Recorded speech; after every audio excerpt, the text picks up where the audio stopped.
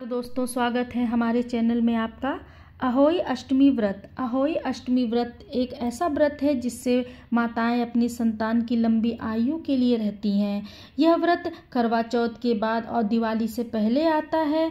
तो आइए जानते हैं अहोई अष्टमी की व्रत पूजा विधि और कथा।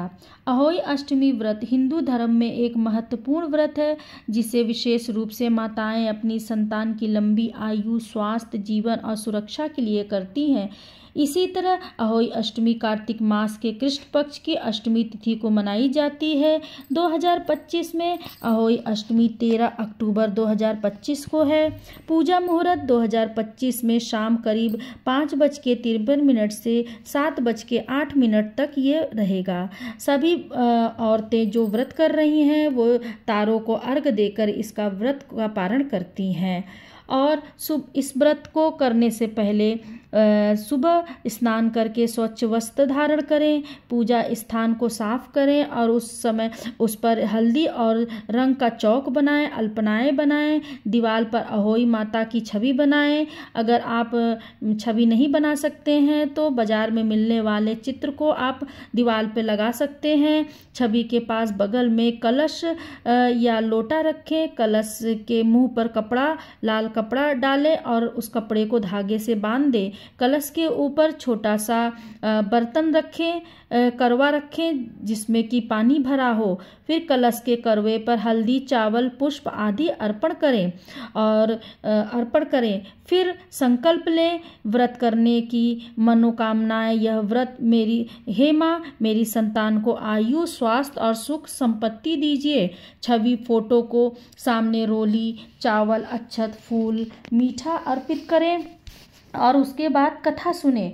कथा सुनने के बाद शाम को तारा को अर्घ देके तारा के प्रकाश में यह व्रत तोड़ें और उसके बाद आरती करें। अधिकांश महिलाएं निर्जला व्रत करती हैं। अगर आप चाहें, अगर आपके स्वास्थ्य में कोई दिक्कत है तो आप फलाहार खा के भी रह सकती हैं। इस दिन घर में छुरी, कांटा, कटार आदि का उपयोग न करें और दूध, मांस आदि नहीं लेना चाहिए। ये सारी विधियों के बाद आइए दोस्तों आज हम आपको कथा बताते हैं जो अहोई अष्टमी के दिन सुनी जाती है। तो आइए शुरू करते हैं। एक समय की बात था, एक साहूकार जिसके 7 पुत्र और 7 बहुएं थी। दिवाली से पहले सभी बहुएं मिट्टी लाने जंगल गई। वहां मिट्टी खोदते समय स्याहू और नेवला की माता के एक बच्चे को गलती से मार दिया। इस घटना से क्रोधित होकर स्याहू ने कहा कि वह उनकी कोख बांधेगी, अर्थात उनके घर में संतान जन्म नहीं लेगी। धीरे धीरे साहूकार के 7 बच्चे मर गए। बाद में साहूकार की पत्नी ने तपस्या की और कथित रूप से गौ माता और स्याहू माता की सेवा आरंभ की। कोख बांधने पर अर्थात उनके घर में संतान का जन्म नहीं हुआ।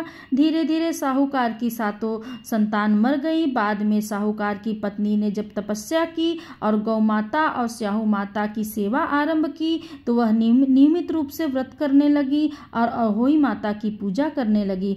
उसकी श्रद्धा से प्रभावित होकर अहोई माता ने कृपा की, अमृत बच्चों को जीवन दान दिया। तभी से यह व्रत मनाया जाने लगा और माँ अहोई बच्चों की रक्षा और उनकी दीर्घायु दे, ऐसा सभी माताएं अपने बच्चों के लिए प्रार्थना करती हैं। क्षमा याचना। इस कथा से मुख्य उद्देश्य ये होता है कि क्षमा याचना, श्रद्धा और मातृत्व की भावना आती है। इसकी विधि और कथा सुनने से व्रत की महिमा बढ़ जाती है। तो दोस्तों ये बहुत ही छोटी सी कथा थी। तो अगर हमारा ये वीडियो अच्छा लगे तो मेरे चैनल को सब्सक्राइब और लाइक करें। फिर मिलते हैं नए कहानी, नए कथा के साथ। जय माता रानी।